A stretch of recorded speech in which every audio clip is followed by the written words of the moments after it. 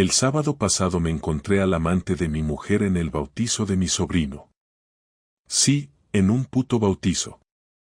Imagínate la escena, iglesia de San Isidro, 11 de la mañana, calor de cojones, toda mi familia vestida como para una boda, y yo dándole la mano al tío que, sin saberlo, se ha estado follando a Laura, mi mujer.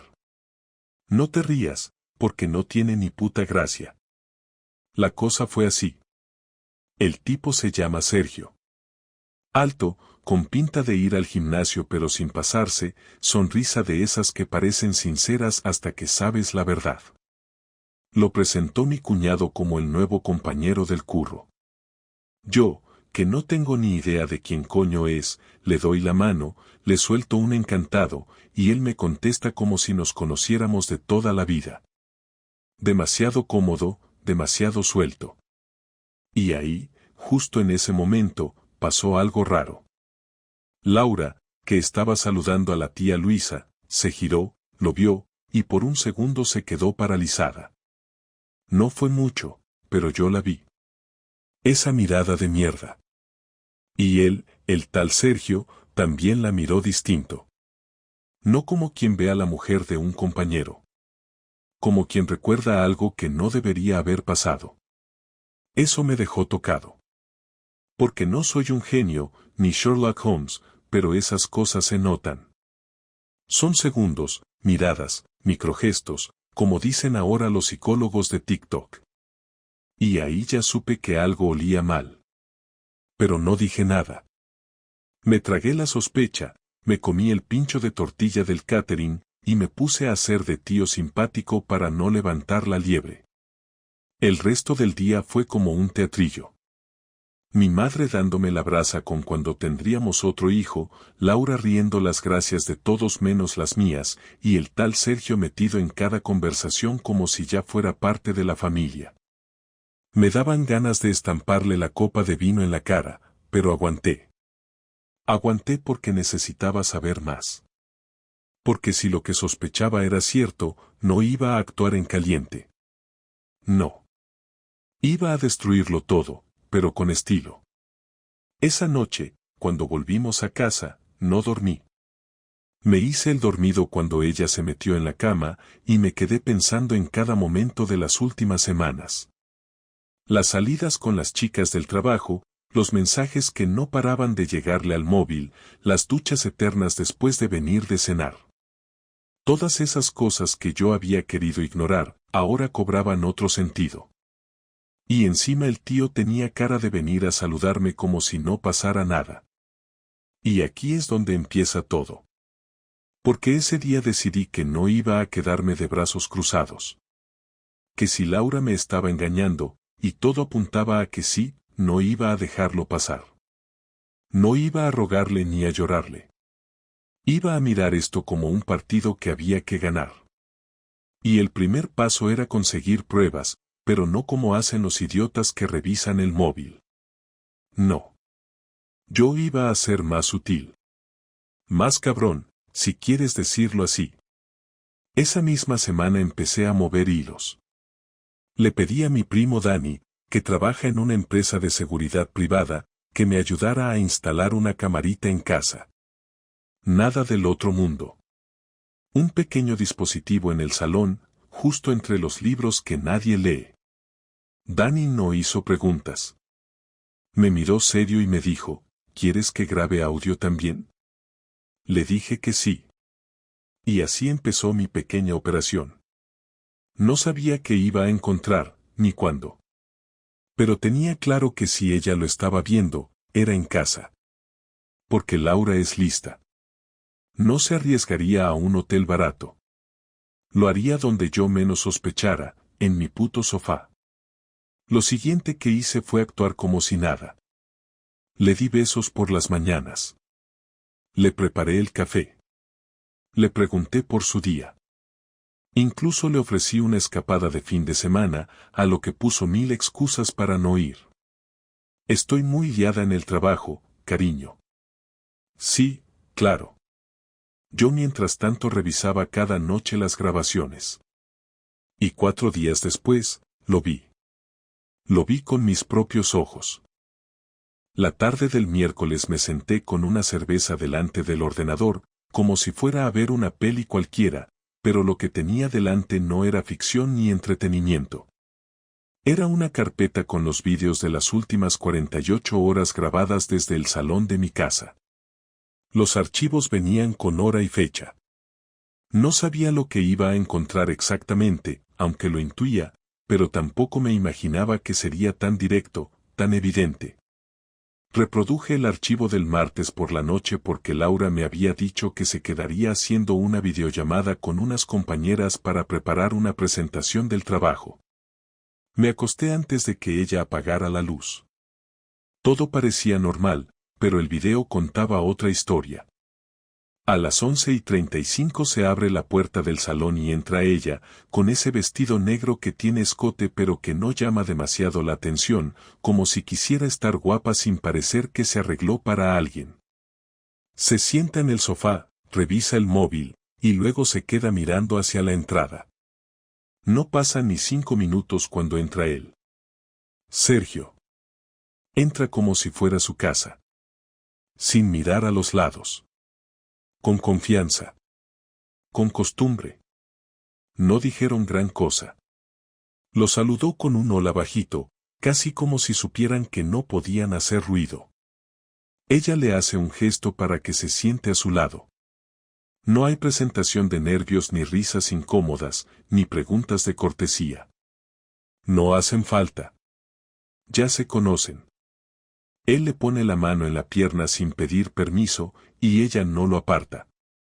Todo pasa muy rápido. Empiezan a besarse. Ella se sube encima de él.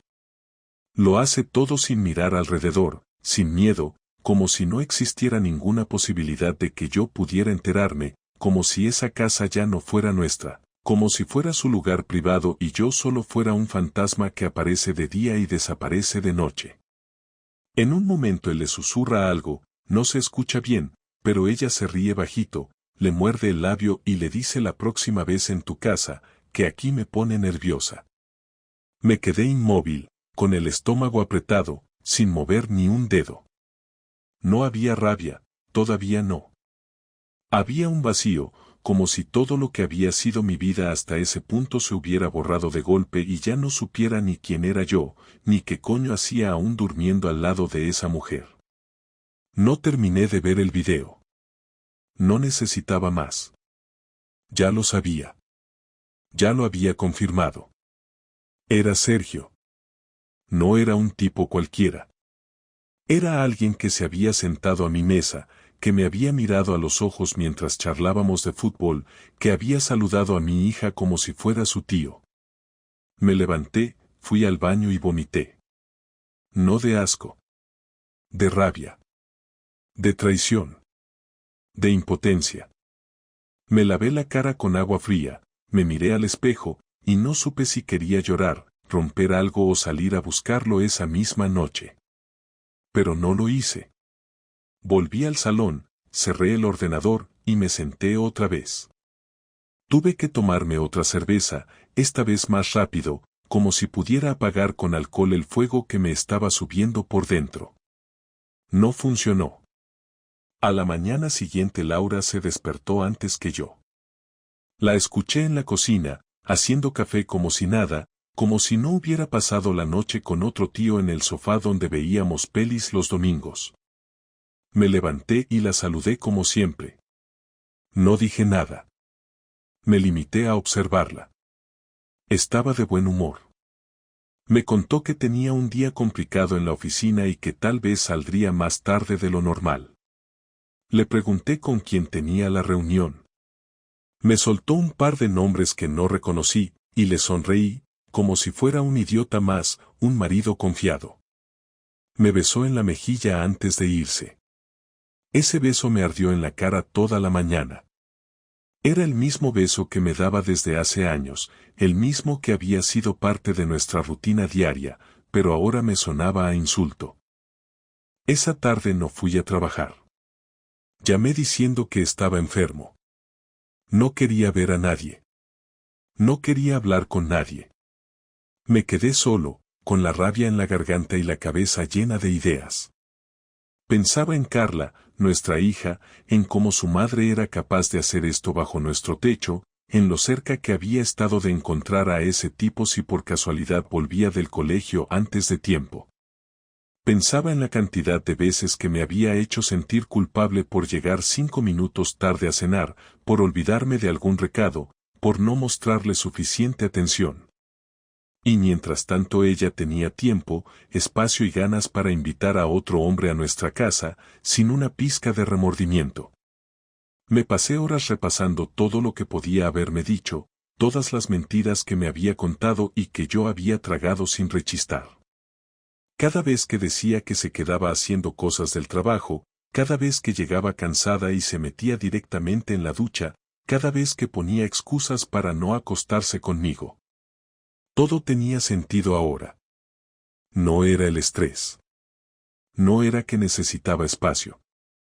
Era que estaba con otro. Y ni siquiera tuvo la decencia de salir a un hotel. Lo hizo en nuestro salón. En nuestra puta casa. Eso era lo peor de todo. Que no le importaba nada. Esa noche no hablé.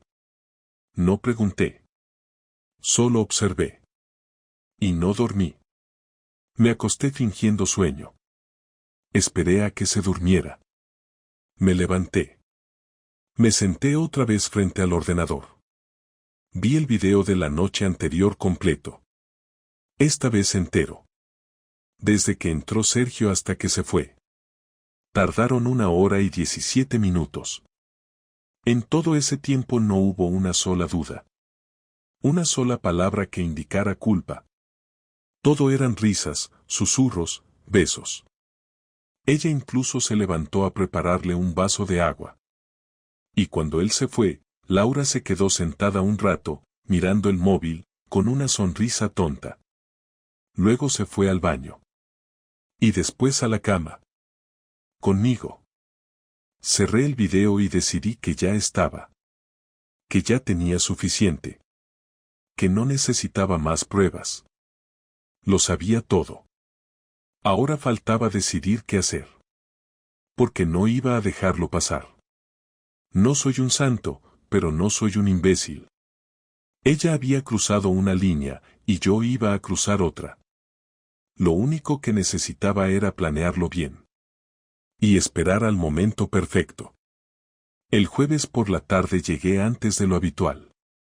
Le dije a Laura que saldría más tarde del trabajo, pero en realidad terminé todo a mediodía y pasé las horas muertas dando vueltas en el coche, pensando una y otra vez cómo debía hacerlo. No quería gritarle sin control ni convertirme en uno de esos hombres que acaban llorando mientras la mujer se queda callada. Quería que me mirara a la cara sabiendo que yo lo sabía todo, que no tenía escapatoria, que ya no podía mentirme. Me quedé en el coche hasta las 7, viendo a la gente pasar por la calle, escuchando a los niños que salían del colegio, observando la puerta de mi edificio sin atreverme a subir. Cuando por fin lo hice, todo estaba igual que siempre, las luces del pasillo encendidas, el olor de la cena, el sonido de la televisión en el fondo. Ella estaba en la cocina, moviendo una sartén con cara de cansancio, y me saludó sin girarse. ¿Has tenido mucho lío hoy? Me dijo mientras revolvía la comida. Lo normal, contesté. ¿Tú? Un infierno. No he parado en todo el día. Su voz era tranquila, pero yo la escuchaba diferente, como si cada palabra fuera una excusa para no decir la verdad. Me acerqué despacio, me apoyé en la encimera, y la miré durante unos segundos antes de soltarlo. ¿Y Sergio, también ha tenido un día complicado? Se quedó quieta. No del todo, pero lo suficiente. Movió la cuchara una vez más, la dejó en el plato y se giró. ¿Qué? Preguntó con una sonrisa forzada. ¿Qué, Sergio? No te hagas la tonta. El del trabajo. El que vino al bautizo. Ella me miró unos segundos, intentando medir cuánto sabía yo. Se cruzó de brazos, respiró hondo y me soltó un no empieces con tonterías, por favor, que me dio ganas de reírme en su cara. No son tonterías. Quiero que me digas la verdad, le dije. Quiero que me lo digas sin mentir. ¿De qué estás hablando? De lo que haces cuando dices que estás trabajando hasta tarde, de lo que haces cuando dices que estás con tus amigas, de lo que haces cuando yo estoy en el trabajo y él entra en casa. Su cara cambió. Ya no fingía sorpresa. Bajó la mirada, se apoyó en el mostrador y durante unos segundos no dijo nada. Después me miró directamente, con esa mezcla de miedo y rabia que solo aparece cuando alguien es descubierto. ¿Me estás espiando?, preguntó. Sí, le respondí sin dudar. Y lo grabé todo. El silencio que siguió fue largo. Ni siquiera respirábamos. El olor a comida quemada llenó la cocina. Ella apagó el fuego sin apartar los ojos de mí. No tienes derecho, dijo al fin. Tengo todo el derecho. Es mi casa, mi sofá, mi vida. No, Javier, no es tu vida, es la nuestra, y si estabas tan pendiente de grabarme, igual algo fallaba antes. No busques excusas, Laura. No hay justificación posible.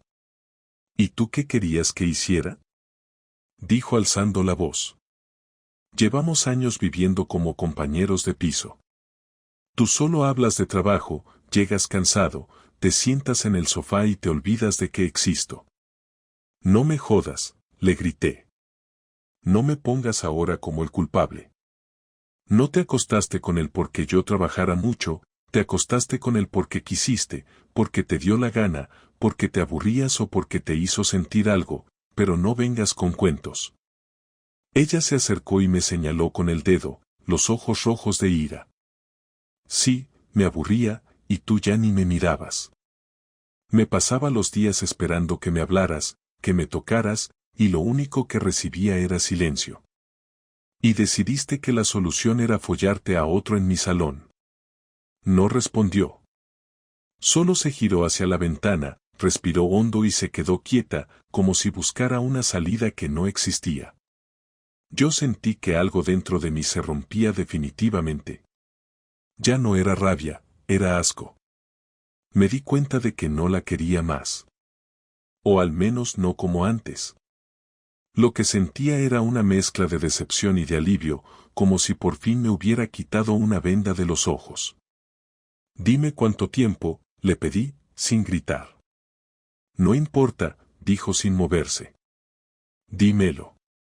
Unos meses. ¿Desde cuándo entra en casa? Poco, susurró. Muy poco. ¿Cuántas veces? No respondió. Le repetí la pregunta 3 veces, y al final soltó un 3 apenas audible. 3 veces, repetí. En mi casa. No tienes idea de lo que pasaba, Javier, intentó decir, pero la interrumpí. Lo he visto todo, Laura. No hace falta que me cuentes nada. Ella se giró, se acercó despacio y trató de tocarme la mano, pero yo la aparté. Me miró como si no entendiera por qué no la dejaba explicarse. Me habló rápido, como quien intenta apagar un incendio con las manos. Yo no quería que pasara, de verdad. Empezó con mensajes, con tonterías. Me hacía reír, me escuchaba. Y un día, no sé cómo llegamos ahí, pero pasó. No fue algo planeado. Claro que no, todo lo que destruye una vida empieza con una broma, ¿no? Le dije. No hables así. No eres perfecto.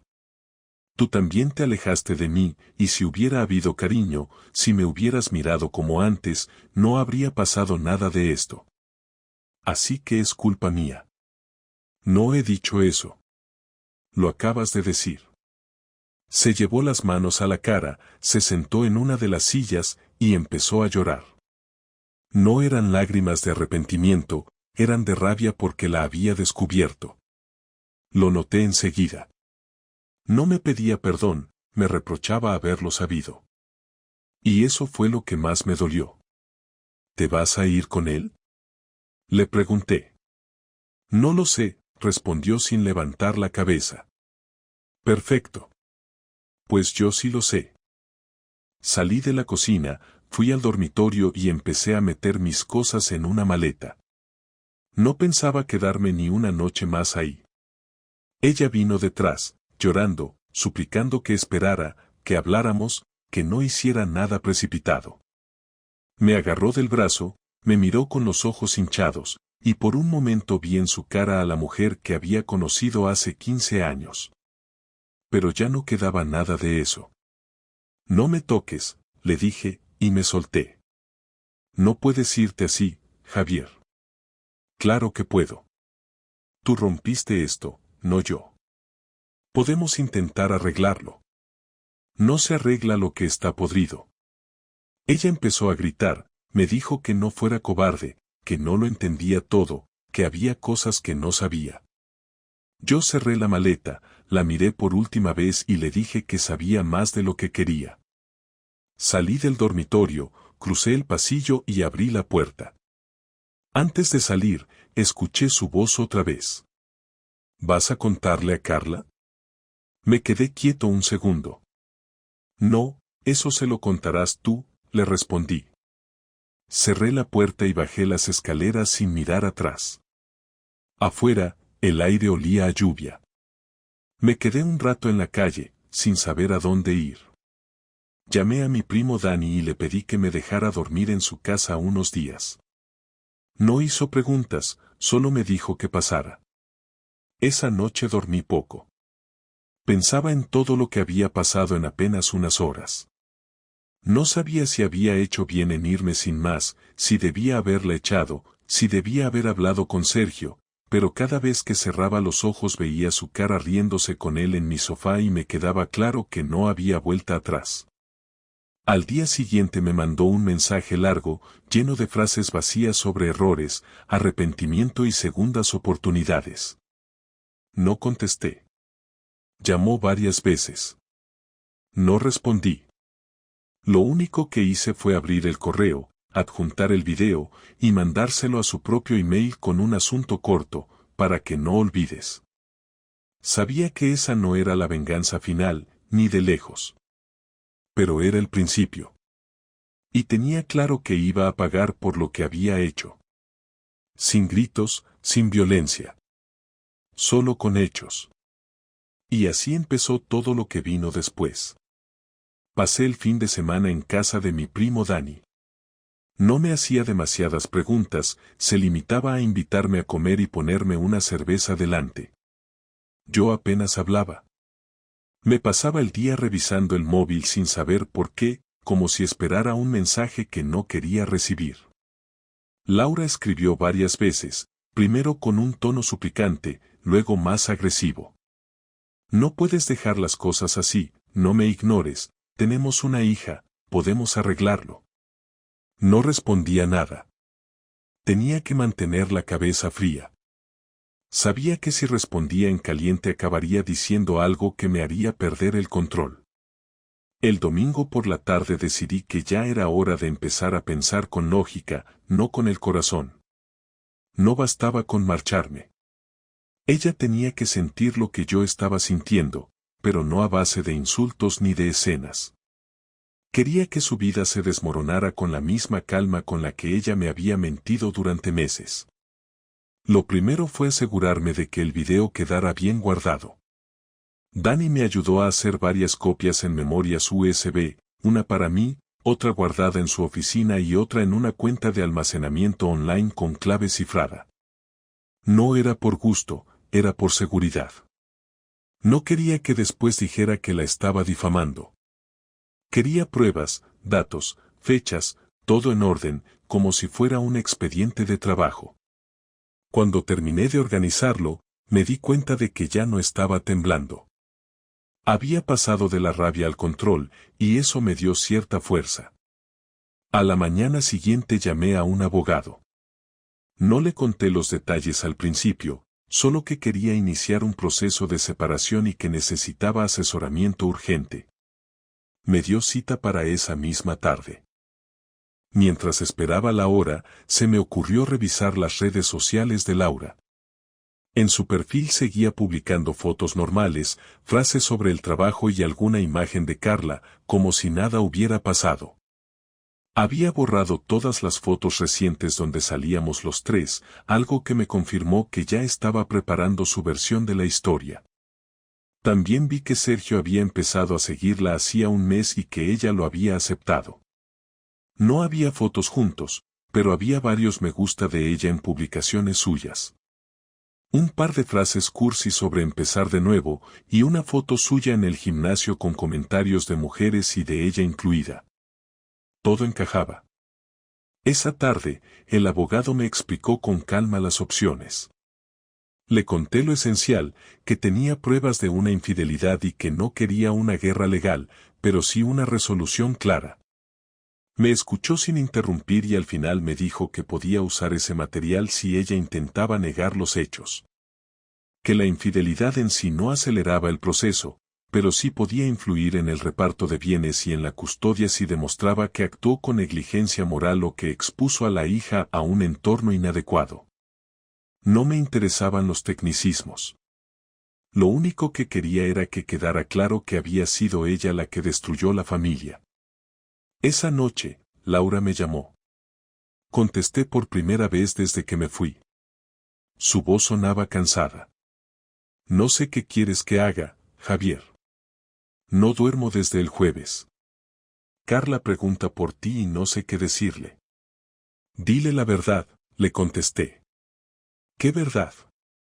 No vas a traumatizarla con esto. No te preocupes, no pienso hablarle de tus visitas con Sergio. Pero tampoco voy a mentirle. No fue así, no me mires como si hubiera hecho algo planeado, las cosas se salieron de control.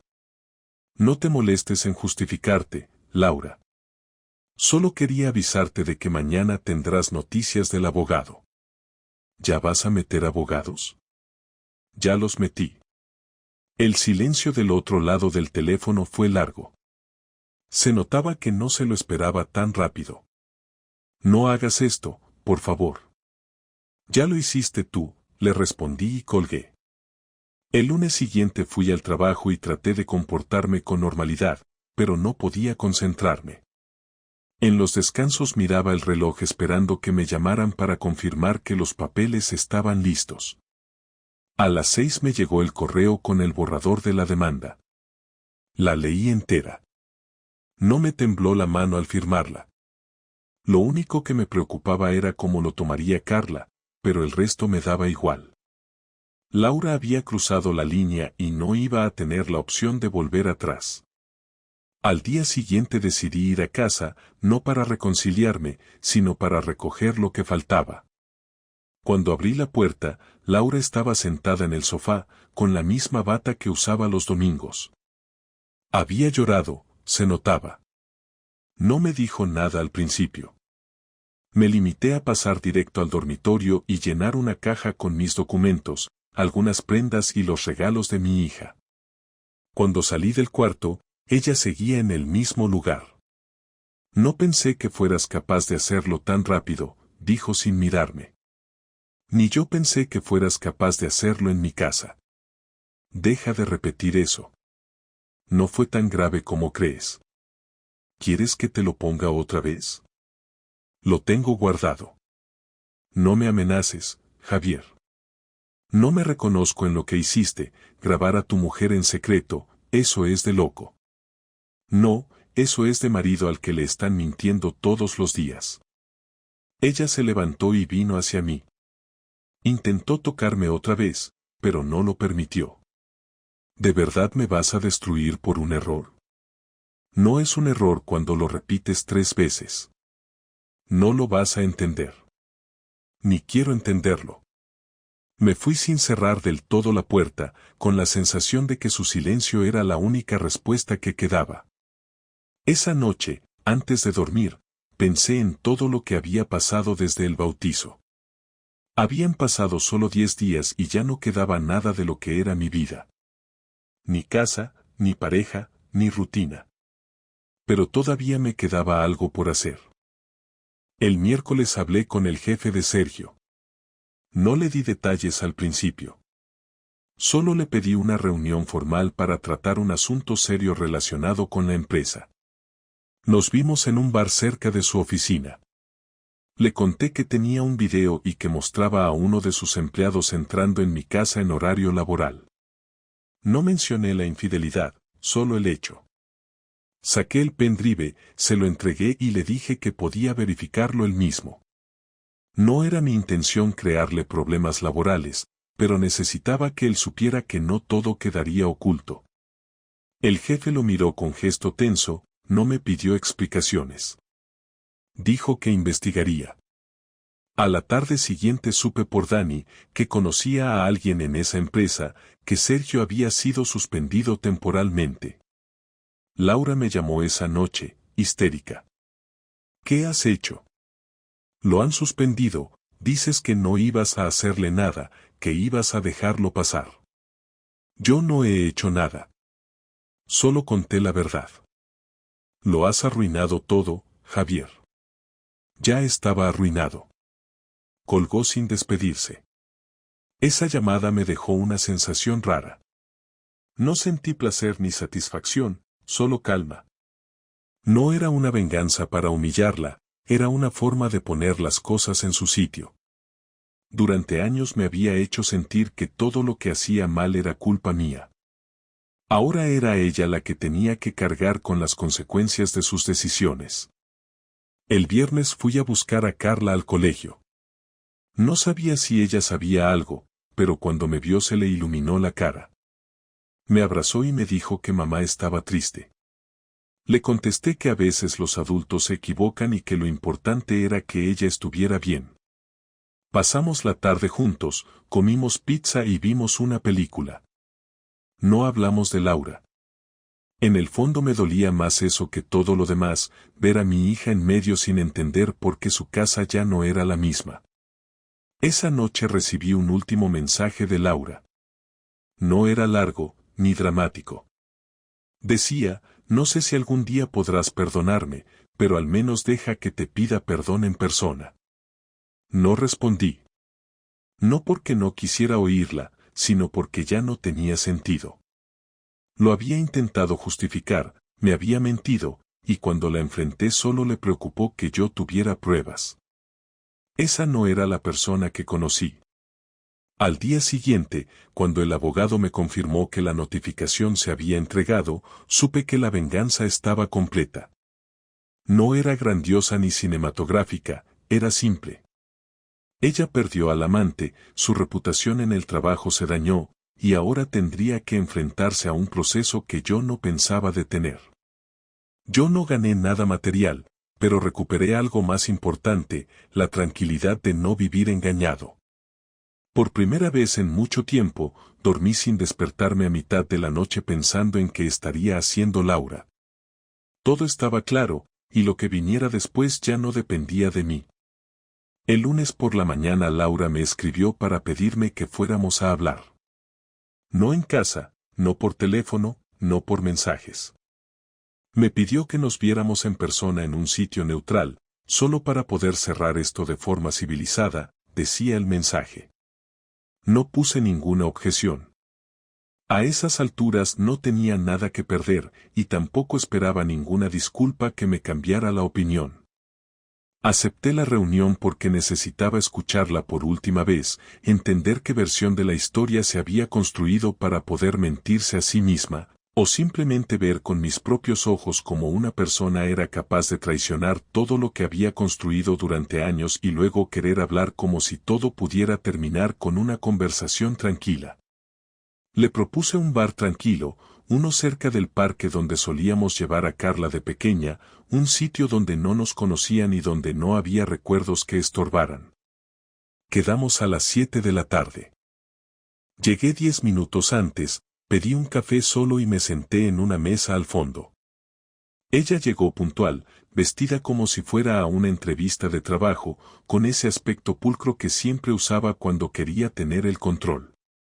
Me saludó con un movimiento de cabeza y se sentó sin pedirme permiso. Nos quedamos en silencio unos segundos, El tipo de silencio incómodo que solo se da entre personas que se conocen demasiado bien y que ya no tienen nada que decirse sin romper algo. Fui yo el primero en hablar.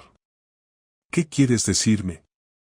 Ella respiró hondo, se quitó la bufanda con calma, como si intentara ganar tiempo, y luego me miró directamente. Quería pedirte perdón, Javier. Ya lo hiciste por mensaje. ¿Qué cambia hacerlo aquí? No es lo mismo.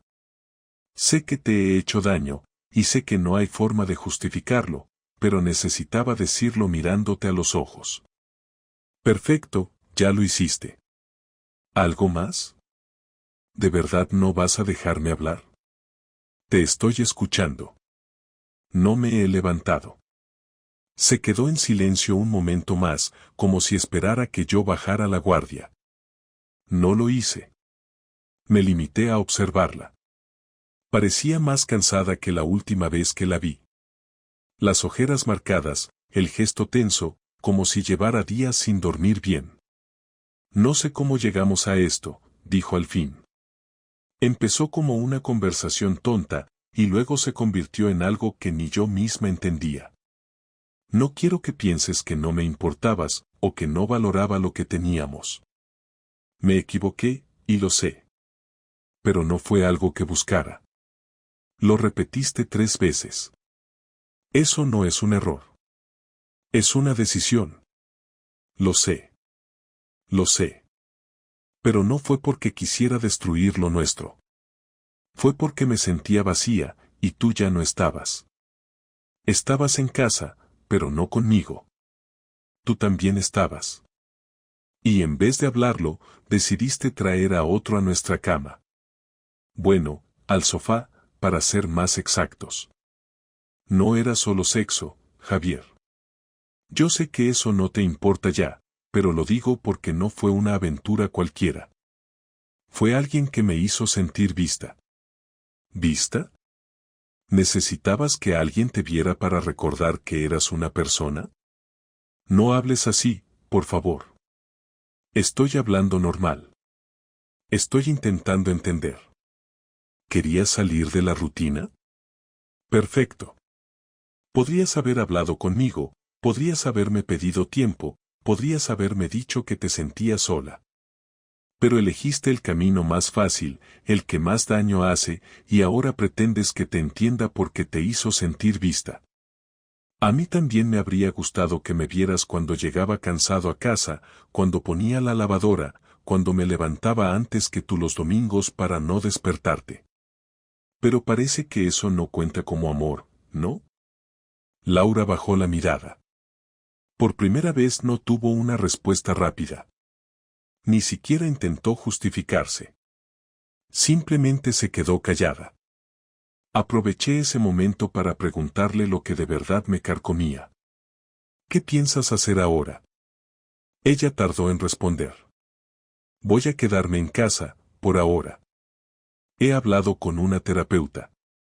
Necesito entender por qué hice lo que hice. Necesito arreglarme. ¿Y Sergio? Lo han despedido. Eso ya lo sé. No me has respondido. No hay nada con él. Lo bloqueé. No hablamos desde que tú mandaste el video. ¿Y eso qué significa? ¿Que lo dejaste porque yo lo supe, o porque de verdad te diste cuenta de algo? No lo sé. El sábado pasado me encontré al amante de mi mujer en el bautizo de mi sobrino. Sí, en un puto bautizo. Imagínate la escena, iglesia de San Isidro, 11 de la mañana, calor de cojones, toda mi familia vestida como para una boda, y yo dándole la mano al tío que, sin saberlo, se ha estado follando a Laura, mi mujer. No te rías, porque no tiene ni puta gracia. La cosa fue así. El tipo se llama Sergio. Alto, con pinta de ir al gimnasio pero sin pasarse, sonrisa de esas que parecen sinceras hasta que sabes la verdad. Lo presentó mi cuñado como el nuevo compañero del curro. Yo, que no tengo ni idea de quién coño es, le doy la mano, le suelto un encantado, y él me contesta como si nos conociéramos de toda la vida. Demasiado cómodo, demasiado suelto. Y ahí, justo en ese momento, pasó algo raro. Laura, que estaba saludando a la tía Luisa, se giró, lo vio, y por un segundo se quedó paralizada. No fue mucho, pero yo la vi. Esa mirada de mierda. Y él, el tal Sergio, también la miró distinto. No como quien ve a la mujer de un compañero. Como quien recuerda algo que no debería haber pasado. Eso me dejó tocado. Porque no soy un genio, ni Sherlock Holmes, pero esas cosas se notan. Son segundos, miradas, microgestos, como dicen ahora los psicólogos de TikTok. Y ahí ya supe que algo olía mal. Pero no dije nada. Me tragué la sospecha, me comí el pincho de tortilla del catering, y me puse a hacer de tío simpático para no levantar la liebre. El resto del día fue como un teatrillo. Mi madre dándome la brasa con cuando tendríamos otro hijo, Laura riendo las gracias de todos menos las mías, y el tal Sergio metido en cada conversación como si ya fuera parte de la familia. Me daban ganas de estamparle la copa de vino en la cara, pero aguanté. Aguanté porque necesitaba saber más. Porque si lo que sospechaba era cierto, no iba a actuar en caliente. No. Iba a destruirlo todo, pero con estilo. Esa noche, cuando volvimos a casa, no dormí. Me hice el dormido cuando ella se metió en la cama, y me quedé pensando en cada momento de las últimas semanas. Las salidas con las chicas del trabajo, los mensajes que no paraban de llegarle al móvil, las duchas eternas después de venir de cenar. Todas esas cosas que yo había querido ignorar, ahora cobraban otro sentido. Y encima el tío tenía cara de venir a saludarme como si no pasara nada. Y aquí es donde empieza todo. Porque ese día decidí que no iba a quedarme de brazos cruzados. Que si Laura me estaba engañando, y todo apuntaba a que sí, no iba a dejarlo pasar. No iba a rogarle ni a llorarle. Iba a mirar esto como un partido que había que ganar. Y el primer paso era conseguir pruebas, pero no como hacen los idiotas que revisan el móvil. No. Yo iba a ser más sutil. Más cabrón, si quieres decirlo así. Esa misma semana empecé a mover hilos. Le pedí a mi primo Dani, que trabaja en una empresa de seguridad privada, que me ayudara a instalar una camarita en casa. Nada del otro mundo. Un pequeño dispositivo en el salón, justo entre los libros que nadie lee. Dani no hizo preguntas. Me miró serio y me dijo, ¿quieres que grabe audio también? Le dije que sí. Y así empezó mi pequeña operación. No sabía qué iba a encontrar, ni cuándo.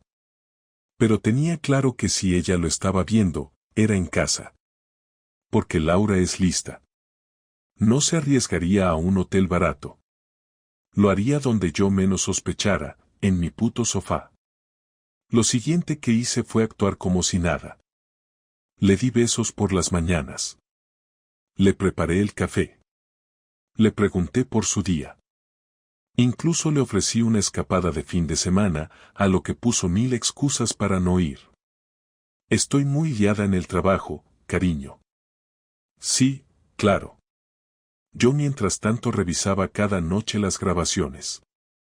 Y 4 días después, lo vi. Lo vi con mis propios ojos. La tarde del miércoles me senté con una cerveza delante del ordenador, como si fuera a ver una peli cualquiera, pero lo que tenía delante no era ficción ni entretenimiento. Era una carpeta con los vídeos de las últimas 48 horas grabadas desde el salón de mi casa. Los archivos venían con hora y fecha. No sabía lo que iba a encontrar exactamente, aunque lo intuía, pero tampoco me imaginaba que sería tan directo, tan evidente. Reproduje el archivo del martes por la noche porque Laura me había dicho que se quedaría haciendo una videollamada con unas compañeras para preparar una presentación del trabajo. Me acosté antes de que ella apagara la luz. Todo parecía normal, pero el video contaba otra historia. A las 11:35 se abre la puerta del salón y entra ella, con ese vestido negro que tiene escote pero que no llama demasiado la atención, como si quisiera estar guapa sin parecer que se arregló para alguien. Se sienta en el sofá, revisa el móvil, y luego se queda mirando hacia la entrada. No pasan ni 5 minutos cuando entra él. Sergio. Entra como si fuera su casa. Sin mirar a los lados. Con confianza. Con costumbre. No dijeron gran cosa. Lo saludó con un hola bajito, casi como si supieran que no podían hacer ruido. Ella le hace un gesto para que se siente a su lado. No hay presentación de nervios ni risas incómodas, ni preguntas de cortesía. No hacen falta. Ya se conocen. Él le pone la mano en la pierna sin pedir permiso, y ella no lo aparta. Todo pasa muy rápido. Empiezan a besarse. Ella se sube encima de él. Lo hace todo sin mirar alrededor, sin miedo, como si no existiera ninguna posibilidad de que yo pudiera enterarme, como si esa casa ya no fuera nuestra, como si fuera su lugar privado y yo solo fuera un fantasma que aparece de día y desaparece de noche. En un momento él le susurra algo, no se escucha bien, pero ella se ríe bajito, le muerde el labio y le dice la próxima vez en tu casa, que aquí me pone nerviosa. Me quedé inmóvil, con el estómago apretado, sin mover ni un dedo. No había rabia, todavía no. Había un vacío, como si todo lo que había sido mi vida hasta ese punto se hubiera borrado de golpe y ya no supiera ni quién era yo, ni qué coño hacía aún durmiendo al lado de esa mujer. No terminé de ver el video. No necesitaba más. Ya lo sabía. Ya lo había confirmado. Era Sergio. No era un tipo cualquiera. Era alguien que se había sentado a mi mesa, que me había mirado a los ojos mientras charlábamos de fútbol, que había saludado a mi hija como si fuera su tío. Me levanté, fui al baño y vomité. No de asco. De rabia. De traición. De impotencia. Me lavé la cara con agua fría, me miré al espejo, y no supe si quería llorar, romper algo o salir a buscarlo esa misma noche. Pero no lo hice. Volví al salón, cerré el ordenador y me senté otra vez. Tuve que tomarme otra cerveza, esta vez más rápido, como si pudiera apagar con alcohol el fuego que me estaba subiendo por dentro. No funcionó. A la mañana siguiente Laura se despertó antes que yo. La escuché en la cocina, haciendo café como si nada, como si no hubiera pasado la noche con otro tío en el sofá donde veíamos pelis los domingos. Me levanté y la saludé como siempre. No dije nada. Me limité a observarla. Estaba de buen humor. Me contó que tenía un día complicado en la oficina y que tal vez saldría más tarde de lo normal. Le pregunté con quién tenía la reunión. Me soltó un par de nombres que no reconocí, y le sonreí, como si fuera un idiota más, un marido confiado. Me besó en la mejilla antes de irse. Ese beso me ardió en la cara toda la mañana. Era el mismo beso que me daba desde hace años, el mismo que había sido parte de nuestra rutina diaria, pero ahora me sonaba a insulto. Esa tarde no fui a trabajar. Llamé diciendo que estaba enfermo. No quería ver a nadie. No quería hablar con nadie. Me quedé solo, con la rabia en la garganta y la cabeza llena de ideas. Pensaba en Carla, nuestra hija, en cómo su madre era capaz de hacer esto bajo nuestro techo, en lo cerca que había estado de encontrar a ese tipo si por casualidad volvía del colegio antes de tiempo. Pensaba en la cantidad de veces que me había hecho sentir culpable por llegar 5 minutos tarde a cenar, por olvidarme de algún recado, por no mostrarle suficiente atención. Y mientras tanto ella tenía tiempo, espacio y ganas para invitar a otro hombre a nuestra casa, sin una pizca de remordimiento. Me pasé horas repasando todo lo que podía haberme dicho, todas las mentiras que me había contado y que yo había tragado sin rechistar. Cada vez que decía que se quedaba haciendo cosas del trabajo, Cada vez que llegaba cansada y se metía directamente en la ducha, cada vez que ponía excusas para no acostarse conmigo. Todo tenía sentido ahora. No era el estrés. No era que necesitaba espacio. Era que estaba con otro. Y ni siquiera tuvo la decencia de salir a un hotel. Lo hizo en nuestro salón. En nuestra puta casa. Eso era lo peor de todo. Que no le importaba nada. Esa noche no hablé. No pregunté. Solo observé. Y no dormí. Me acosté fingiendo sueño. Esperé a que se durmiera. Me levanté. Me senté otra vez frente al ordenador. Vi el video de la noche anterior completo. Esta vez entero. Desde que entró Sergio hasta que se fue. Tardaron 1 hora y 17 minutos. En todo ese tiempo no hubo una sola duda. Una sola palabra que indicara culpa. Todo eran risas, susurros, besos. Ella incluso se levantó a prepararle un vaso de agua. Y cuando él se fue, Laura se quedó sentada un rato, mirando el móvil, con una sonrisa tonta. Luego se fue al baño. Y después a la cama. Conmigo. Cerré el video y decidí que ya estaba. Que ya tenía suficiente. Que no necesitaba más pruebas. Lo sabía todo. Ahora faltaba decidir qué hacer. Porque no iba a dejarlo pasar. No soy un santo, pero no soy un imbécil. Ella había cruzado una línea, y yo iba a cruzar otra. Lo único que necesitaba era planearlo bien. Y esperar al momento perfecto. El jueves por la tarde llegué antes de lo habitual. Le dije a Laura que saldría más tarde del trabajo, pero en realidad